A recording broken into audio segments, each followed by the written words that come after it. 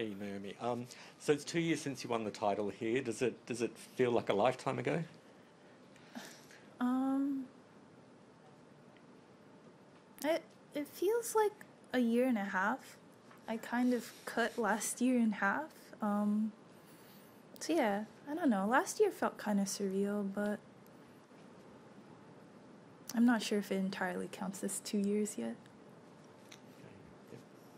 Obviously, the big news with yourself has been the withdrawal. Can you tell us a bit about what the issue is and how it's feeling at the moment? Yeah. Well, anyone that's kind of followed me for a bit knows that, like, I've kind of had, like, a slight shoulder thing since, like, 2018 in Beijing, and it kind of flared up again because I played, like, a lot of matches back to back. But yeah, for me, my main focus is, like, hoping I can rest enough before the Open. Yeah. So is that obviously made a bit more difficult by the fact that these lead-up events have kind of gone close to the Monday start of the Open? Was that a factor in your decision as well? Yeah, I would say it is a factor, because for me, I don't normally play the tournament right before a slam, but I felt like it was really necessary to, like get matches in, and I think everyone felt that way, and I'm kind of sad that I wasn't able to play today, but I think in the end it's the right decision. COVID restrictions, is there any difference in how you can be treated by trainers or physiotherapists in the Melbourne Park area? I don't think so. I just think, no, I don't think so. I just think during the quarantine it was a bit hard because we had, like, limited time, but, like, as of right now, not really. Follow up on that question from last night. Have you had time to look at Yoshiro Mori's comments, and do you have any thoughts on it? Yeah, I did look at the comments. I thought, I didn't think they were good. But I want to hear the reasoning behind those comments, and I also want to hear the perspective of everyone else that, like, surrounds him. Do you think you should resign, or? I'm a tennis player. Like, for me, I feel like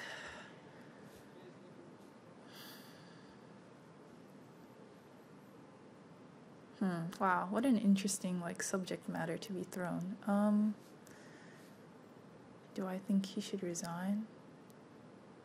I think that someone that makes comments like that, they need to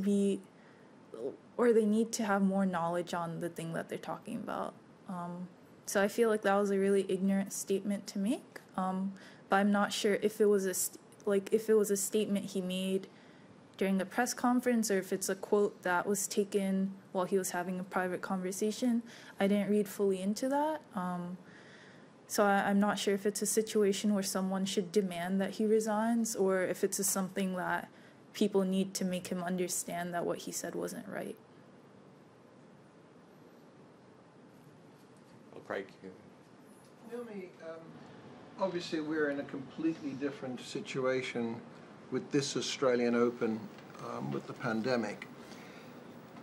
Do you now approach this championship in any sort of different way to 12 months ago, or 2 years ago, or even the US Open? Is it different, or do you just follow the same processes? I feel like I follow the same process to an extent, but I'm also aware that things can change at any second. Like a couple days ago when we were told that the matches were pushed back. So I think my mind's always trying to find a routine, but I think in the case of the Open this year, I'm definitely more flexible. Take you back to commenting in Adelaide. You talked about your preparation. How different was it to how you would prepare typically for a Grand Slam? Like, being let out for 4.5 hours, what would you normally train? How different is it? Well, in Adelaide, we had a schedule that we had to follow, so that we wouldn't see any other players. So sometimes we'd play at 7 in the morning, and then sometimes we would play at like 10 at night. So normally I just play at like, a set time every day instead of like being scattered throughout. And I wouldn't feel like I would rush because we only could play for like 5 hours. But I'm saying all that like I'm not complaining or anything. But I don't know. Well, normally instead of being in Adelaide for 2 weeks, I would also rather be here. How many hours would you typically do, say, in a day that close to a Grand Slam? I mean, I would probably maybe like an extra hour just to like chill a little bit more. But I think the time was really like used wisely. With the situation with being basically told when you were training and having not a lot of control over it, to be a elite athlete, you have to have a level of control over everything that you eat, all the timing of your training and all that sort of thing. Do you think the people who will be most affected by the quarantine at this tournament will be the players who are used to a strict regime, or the players who tend to be a little bit looser with their preparations anyway? I think probably the people that are used to a strict routine. I think in life you have to be adjustable, and it's probably the people that aren't able to adjust quickly that are having the hardest time here. Like for me, I feel like I'm a person that can adjust quite quickly. And I don't know. I know that everyone's sort of finding their own coping, like their own way to cope in this situation. So it's going to be interesting. Craig? Yeah, you're just saying that there were times when you were practicing at 7 o'clock in the morning. What time would you wake up for a 7 o'clock practice? Would you have anything to eat or drink, like a light breakfast or a full breakfast before that? Or what would be your routine on a day like that when it's such an early practice? Well, in Adelaide, I had jet lag. So I woke up at like 4 for almost a week straight. But normally, if I were to practice at 7, I would wake up at like 6:20. I would try to get as much sleep as possible. And honestly, when I was in Adelaide, I ate a lot because for me, that was the most exciting thing to do in the quarantine. So it wasn't that great for me. But yeah, I would kind of eat the same thing every day, like granola, like coconut milk, stuff like that. Yeah, definitely ate too much during quarantine. Do you drink or try wine? Because Adelaide and that area is so famous for wine.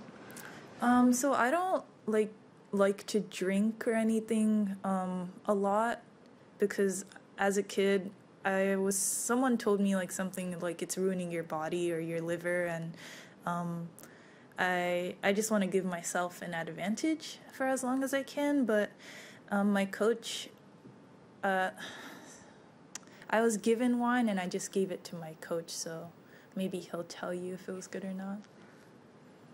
Naomi, how important is the world number 1 ranking to you? You've obviously got the 3 Grand Slam titles. You'll obviously want to win a lot more of those, but is the number 1 and becoming a really dominant number 1, is that driving you? I would say yes, but it doesn't bother me as much as it used to. Because I remember when I first got to number 1, I think nobody really acknowledged me as number 1. I remember I was in Indian Wells and I was talking to someone and they were like, what side of the draw are you on? And the number 1 is always on the top side. So it just made me think like, wow, like people don't really see me as number 1. And I feel like since that point, it's 2 years ago, or was it last year? No, 2 years ago. I just kept trying to like prove myself, and I felt like that wasn't a really good mindset to have. So I feel like right now I'm at a really good place. Like I just want to play every match as hard as I can, and if it comes to the point where I'm able to be number one again, I'll embrace it. But I'm not really chasing it like that anymore. Okay, take it online. A reminder to those of you online wanting to ask English questions to Naomi, please use the raise your hand function in your toolbar. We'll go to Willie with ESPN first when you're ready.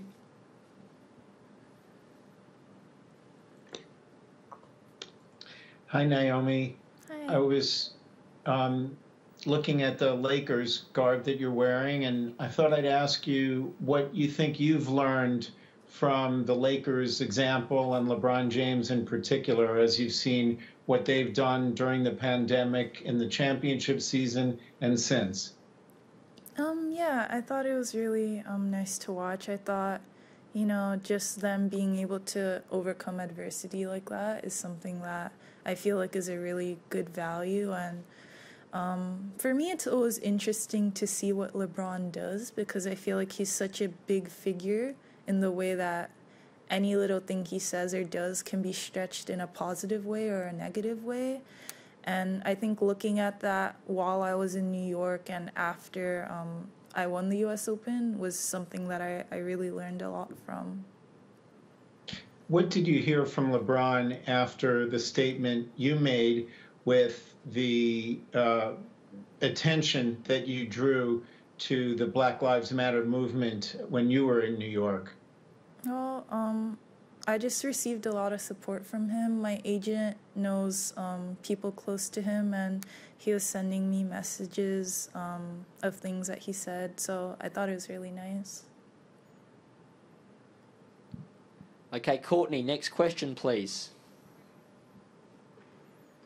Hey, Naomi, you said you're not chasing number one. I'm kind of curious. Simona Halep has been in the top 10 in an unbroken streak for like 7 years, hasn't dropped out of it since she's made it. I'm curious what your thought is on that sort of streak, and if that's something that you would like to be able to match.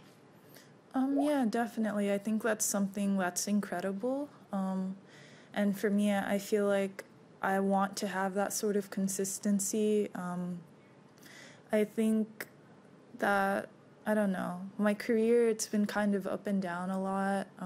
And people don't really know when I'm, going to do well in a tournament or when I'm not. And I think my ultimate goal is just to, at least reach the quarterfinals or better at every tournament I play, and hopefully win most of them. And if not, then just to give a really good performance. But I think being in the top 10 for 7 years is something really good. And I don't know why my mind immediately went to, I hope I don't get injured. Like, imagine you get injured and you drop out of the top 10. But yeah, I think that's something I definitely want to strive towards. And then my second question was about Mari. She's obviously had a lot of opportunities along with you to kind of dabble in her artistic side, and with the manga, and even like you guys have done photo shoots together for sponsors. I'm curious about what your reaction is to kind of being able to be able to not provide, because that's not the word that I'm trying to use, but to be able to open up these avenues for her to be able to kind of show off her creativity to the world. For me, that's the biggest thing, I think. I always told myself, like, if I was able to give back to my family in the way that they've given, like, so many things up for me, that's something that I think is the most important part. So for me, I clearly wouldn't be here without my sister. She's the person that pushed me when we were little. I had no drive at all. So just hitting with her every day gave me something to look forward to. And just for her to be so artistic and for us to, in a way, do everything together. That's why I go to her for most of my projects, and she helps me out a lot. I think that that's the least that I can do to repay her. Okay, last online English question before we come back in the room for questions in Japanese. Mike from the Tennis Canada. When you're ready, Mike. Naomi, you've won slams now in 3 consecutive calendar years, and when I look at the 2000s, that puts you in pretty exclusive company on the women's tour. Only Justine Henin, Kim Clijsters, and Serena, of course, have won slams in 3 consecutive calendar years. You were talking earlier about how you feel kind of up and down, but that kind of shows to me a pretty incredible consistency. How does it feel to be included with those women in terms of what you've been able to produce at the top level this past few years? Yeah, it definitely feels incredible. Feels a bit weird when you put it that way as well. But I think just watching all of them growing up and, you know, wanting to play at the same tournaments as them, let alone winning the same tournaments that they have, is something that I've always dreamed of as a kid. And it's weird because when people started saying that when I won my first 2 slams, that I won a slam in every year, I remember, like, last year when I lost early here, I was thinking, ooh, I hope I can win a slam this year and continue that streak. And Wimbledon got canceled. So then I went to New York and I was like, wow, I really hope I'm able to win this, because it would kind of feel really bad if I wasn't able to win a slam. So I'm glad I was able to get that done, and hopefully I'll keep that streak alive. Okay, we'll come back in the room for questions in Japanese.